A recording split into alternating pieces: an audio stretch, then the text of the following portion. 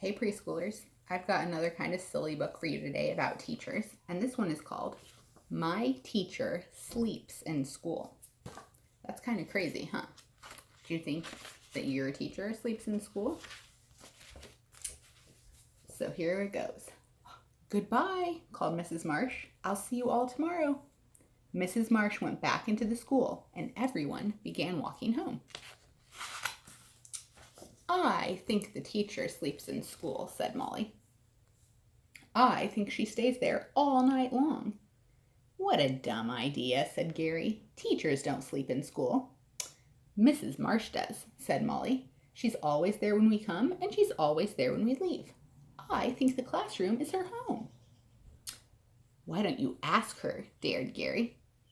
I did once, said Molly, and she just laughed and laughed. But she didn't say yes or no. But where would she sleep, said Gary. Where would she eat? Let's look around the room for clues tomorrow, said Molly. Maybe we'll find out. The next day, Gary could hardly do his work. He kept watching Mrs. Marsh and wondering, what if it's really true, he whispered to Molly. What if she really lives here? Pretty soon Lisa and Jason were wondering too. Where does she keep her clothes? Asked Jason.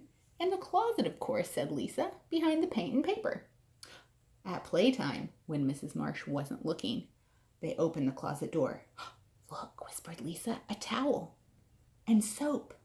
And a mirror, squealed Gary.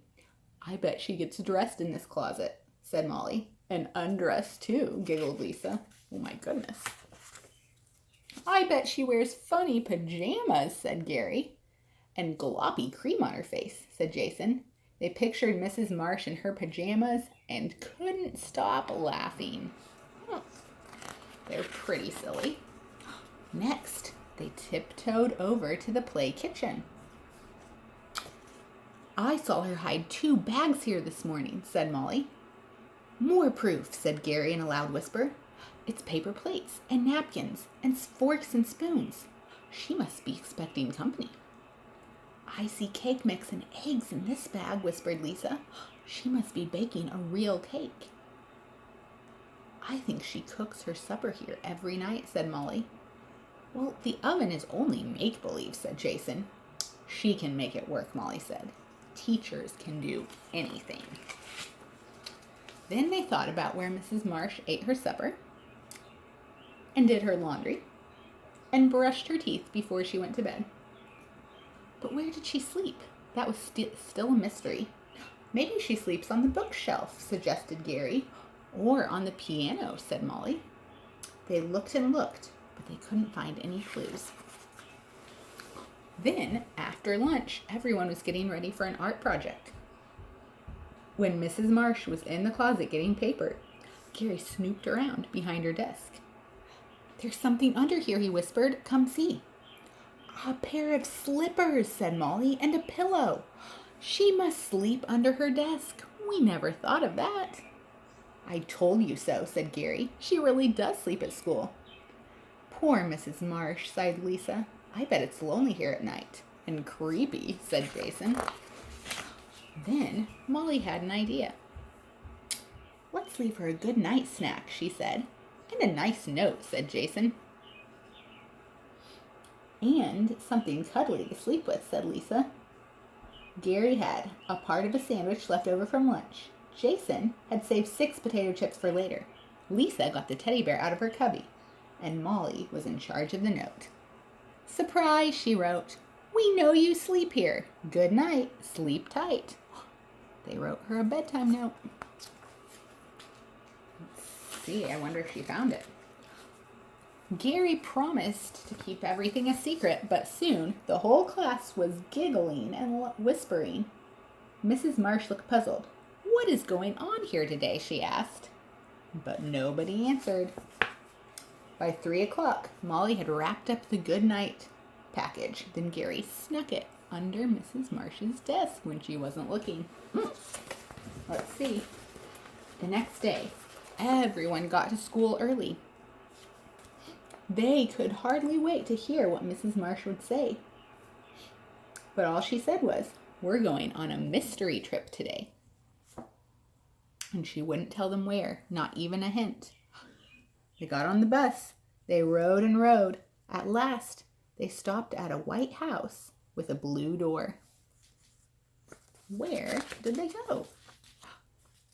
"This is where I live," announced Mrs. Marsh.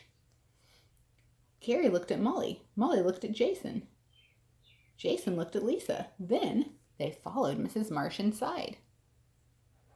Mrs. Marsh showed them where she cooked her supper and did her laundry and brushed her teeth before she went to bed. Oh my goodness. "And this," said Mrs. Marsh, "is where I sleep." "Every night?" asked Molly. "Every night," said Mrs. Marsh. Then she showed them her children's rooms.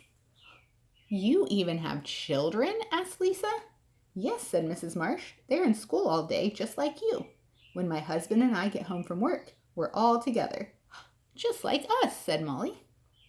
"Now follow me," said Mrs. Marsh. "I've saved the best for last."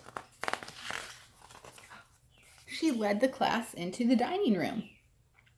There were the paper plates and napkins from the bag at school. "I've been planning this special treat for the class," said Mrs. Marsh. "Oh," said Molly, "we thought—" "I know what you thought," Mrs. Marsh said, laughing. Then Mrs. Marsh brought out a big cake, and just like Molly's note, it said, "Surprise!" "I baked this last night," said Mrs. Marsh. "I baked it in my own oven in my own kitchen. And after that, I went to sleep in my own real bed." Gary gave Molly a poke. "I knew it all the time," he said. "Teachers never sleep in school." Molly didn't even answer him. Mrs. Marsh was smiling at her in a special way. "Molly," she said, "would you help me cut the cake?" Mrs. Marsh served everyone a piece with a heart on it. And she saved the biggest heart for Molly. Oh, wasn't that a nice story? They got to go on a special field trip to their teacher's house. Did you ever think that your teacher sleeps at school, or did you know that your teacher has a real house that she lives in and that she goes to spend the night in? Just like you guys. Do you know what? I live at a real house too, really close to the school, but I don't sleep at school, not even a nap. So I hope you guys are having a good day at your own homes. And I will come back tomorrow with favorite Bible story for Friday.